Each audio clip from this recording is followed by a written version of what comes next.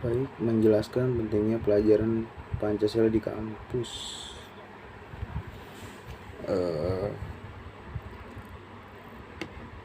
Penjelasannya menurut penjelasan pasal 35 ayat 3 Undang-Undang Republik Indonesia nomor 12 tahun 2012 tentang pendidikan tinggi, yang dimaksud dengan mata kuliah pendidikan Pancasila adalah pendidikan memberikan pemahaman penghayatan kepada mahasiswa mengenai ideologi Indonesia. Pada contohnya, 1. Pengantar perkuliahan pendidikan Pancasila. 2. Pancasila dalam kajian sejarah bangsa Indonesia. 3. Pancasila sebagai dasar negara. 4. Pancasila sebagai ideologi negara. 5. Pancasila sebagai sistem filsafat. 6. Pancasila sebagai sistem etika. 7. Pancasila sebagai dasar nilai pengembangan ilmu. Baik, nomor 2 soalnya menjelaskan sistem positif di Indonesia dalam perundang-undangan pembelajaran Pancasila di kampus. Undang-Undang Dasar 1945 merupakan landasan konstitusi negara Indonesia yang menegaskan pentingnya Pancasila dasar negara.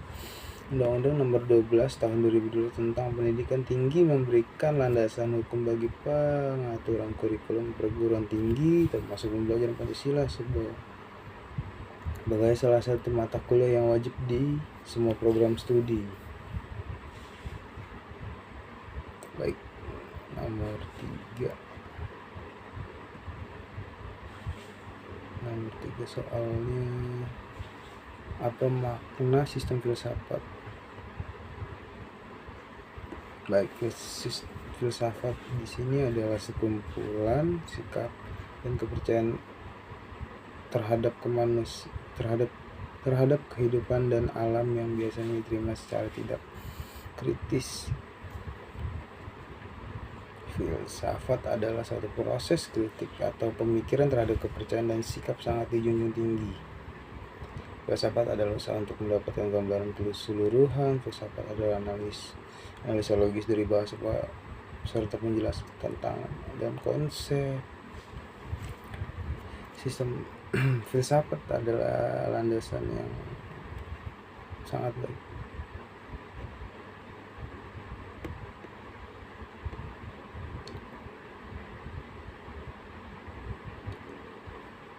Bagaimana sistem filsafat Pancasila bekerja dalam mengatur kehidupan berbangsa dan bernegara? Sistem filsafat adalah landasan yang ideologi bangsa ini mencakup 5 prinsip dasar ketuhanan yang Maha Esa, kemanusiaan yang adil dan beradab, persatuan Indonesia, kerakyatan yang dipimpin oleh hikmat kebijaksanaan dalam fungsi dan kewaratan perwakilan, dan keadilan sosial bagi seluruh rakyat Indonesia. Ketuhanan yang Maha Esa menciptakan landasan spiritual bagi individu masyarakat Indonesia. Kemanusiaan yang adil dan beradab mendorong perlakuan yang adil dan bermartabat terhadap semua warga negara. Persatuan Indonesia menekankan pentingnya persatuan dalam keberagaman. 4. Kerakyatan yang dipimpin oleh hikmat kebijaksanaan dalam fungsi kewaratan perwakilan, menggaris prinsip demokrasi yang berlandasan musyawarah untuk mencapai mufakat dan lain banyak hal, Pak. Tiganya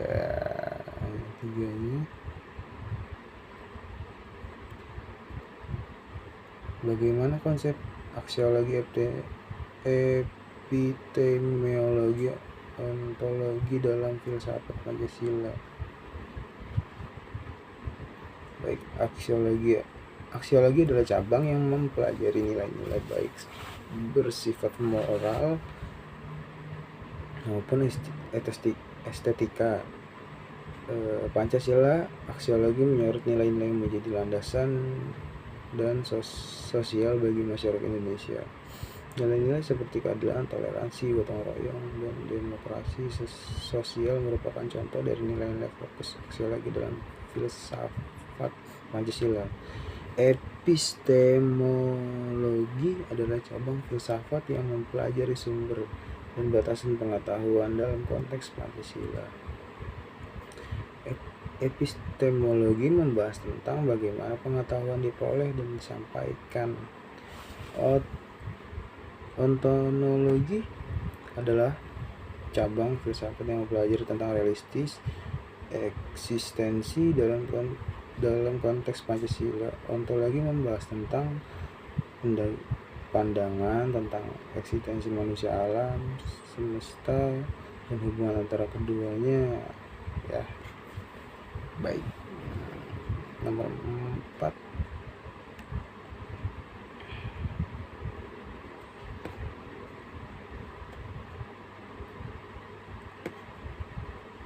jelaskan makna realisasi Pancasila. Baik, realisasi Pancasila adalah penerapan nilai-nilai dasar Pancasila dalam kehidupan sehari-hari, baik secara individu maupun masyarakat dan dari negara ini.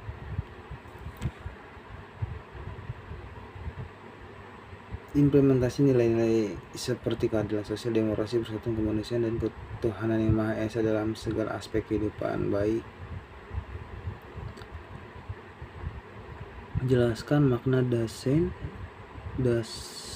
dalam realisasi Pancasila saat ini di masyarakat. Baik, konsep dasein pada realistis atau keadaan yang ada saat ini dalam konteks realisasi Pancasila. Dasein mencerminkan kondisi aktual masyarakat, negara, dan dunia pada suatu waktu tertentu. Ini mencakup evaluasi tentang sejauh mana nilai-nilai Pancasila tercermin dalam kehidupan nyata serta tantangan dan hambatan yang mungkin dihadapi dalam mewujudkan nilai-nilai tersebut.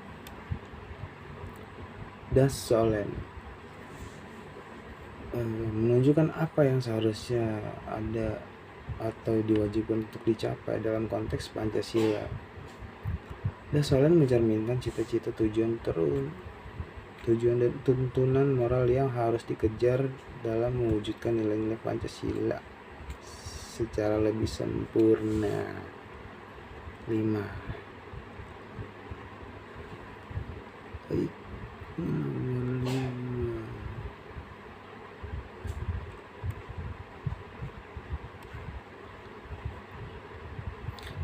ketuhanan yang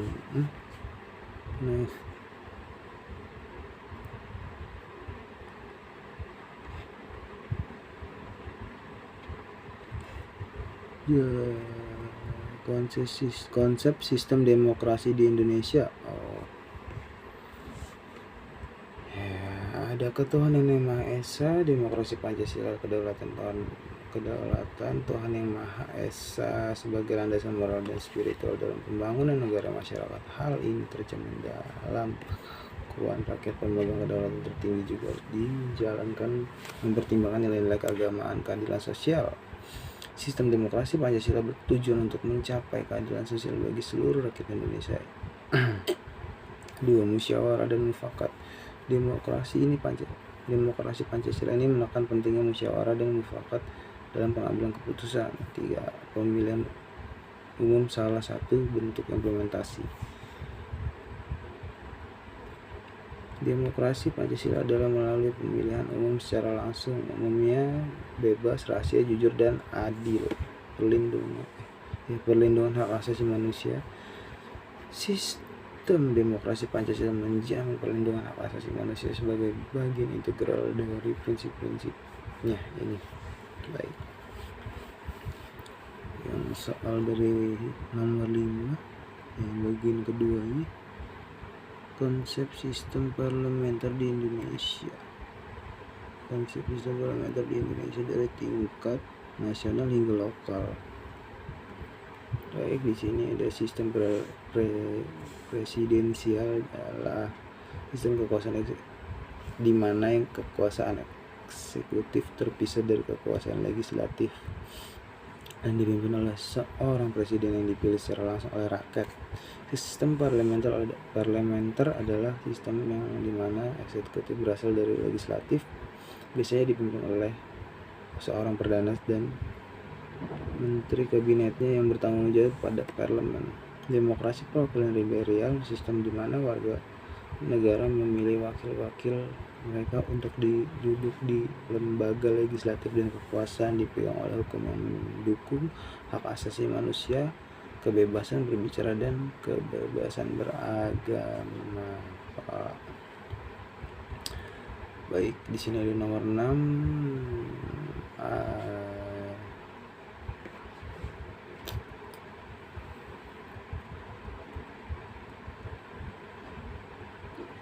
Jelaskan masing-masing alinea pada pembentukan Undang-Undang Dasar 1945. Jelaskan. Oke. Alinea pertama dari pembukaan Undang-Undang Dasar 1945 menyatakan kemerdekaan Indonesia sebagai sebuah negara yang merdeka dan berdaulat. 2. Alinea kedua menegaskan cita-cita Indonesia untuk membentuk pemerintah yang bersifat keadilan sosial bagi seluruh rakyat Indonesia. 3. Alinea menegaskan tekad untuk melindungi seluruh bangsa Indonesia dan seluruh tumpah darah Indonesia. 4. Alinea keempat menyatakan Indonesia sebagai bagian dari dunia yang merdeka dan memperjuangkan perdamaian di dunia. 5. Alinea kelima menegaskan tekad untuk melindungi hak-hak asasi manusia dan menjunjung tinggi kemanusiaan. Baik, di sini nomor 6 soal yang kedua, jelaskan nilai-nilai hukum terkandung pada pembukaan Undang-Undang Dasar 1945. Baik, pembukaan Undang-Undang Dasar tahun 45 mencerminkan nilai-nilai hukum penting bagi Indonesia sesuai dengan Pancasila. Ada keadilan sosial, yaitu mengutamakan keadilan bagi seluruh rakyat Indonesia tanpa terkecuali. Ada persatuan mendorong persatuan dan kesatuan bagi bangsa Indonesia dalam kerangka kebinekaan. Ada kemerdekaan, menjamin kemerdekaan dan bermartabat setiap warga Indonesia. Dan 4. Demokrasi mengakui kedaulatan rakyat sebagai asas utama dalam pemerintah. Ada kedaulatan, menegaskan kedaulatan berada pada rakyat dan dijalankan melalui wakil-wakil yang dipilih secara demokratis.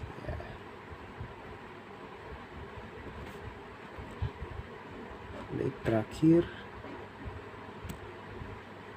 hubungan pokok pikiran pembukaan Undang-Undang Dasar 1945 dengan pasal-pasal dalam Undang-Undang tahun 45, konsep kekuasaan, pembagian kekuasaan, pengambilan keputusan, partisipasi warga dan lain-lain. Baik, konsep pembukaan Undang-Undang Dasar tahun 45 menegaskan bahwa kekuasaan berada pada rakyat. Hal ini tercermin pada pasal yang menetapkan bahwa kekuasaan negara berasal dari rakyat dan diselenggarakan oleh wakil-wakil yang dipilih secara demokratis. Pembagian kekuasaan, prinsip persatuan dan kesatuan bangsa yang ditekankan dalam pembukaan Undang-Undang Dasar tahun 45 mempengaruhi pembagian kekuasaan antar pemerintah pusat, daerah, serta antara lembaga-lembaga negara. Pengambilan keputusan, pasal-pasal dalam Undang-Undang tahun 45 mengatur proses pengambilan keputusan yang melibatkan mekanismenya demokratis seperti pemilihan umum dan keputusan kolektif oleh lembaga-lembaga negara. Partisipasi warga. Pembukaan Undang-Undang Dasar tahun 45 mendorong partisipasi warga agar aktif dalam kehidupan politik. Terima kasih Pak. Sekian, terima kasih. Tugas saya, kiranya ada yang salah omongan, mohon maaf. Terlebihnya terima kasih. Selamat sore.